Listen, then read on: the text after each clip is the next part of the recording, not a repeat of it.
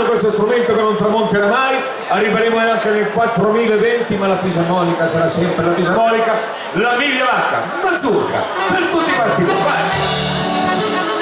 Grandi classici, la fisarmonica di Patrizio Lucidi.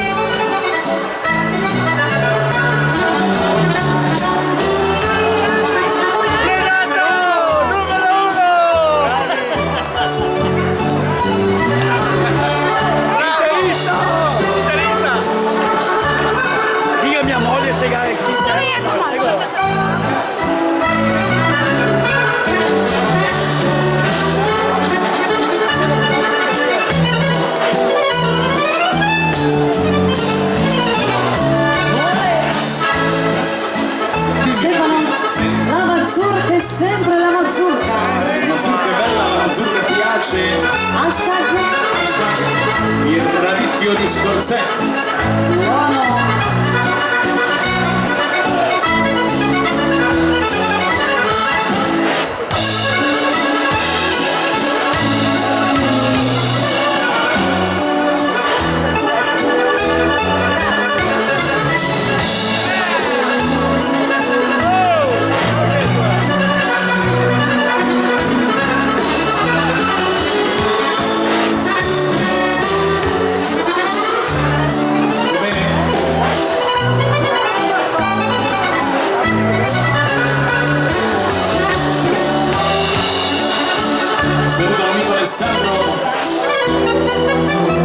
L'orchestra Renato e gli amici.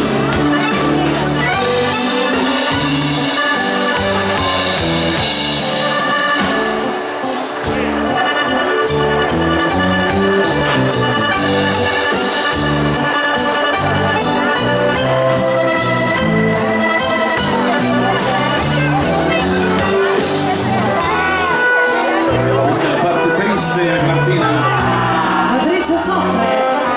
Soffre perché ha mangiato solo una porzione di radicchio. Solo una? Ne voleva due, voleva la mia, ma purtroppo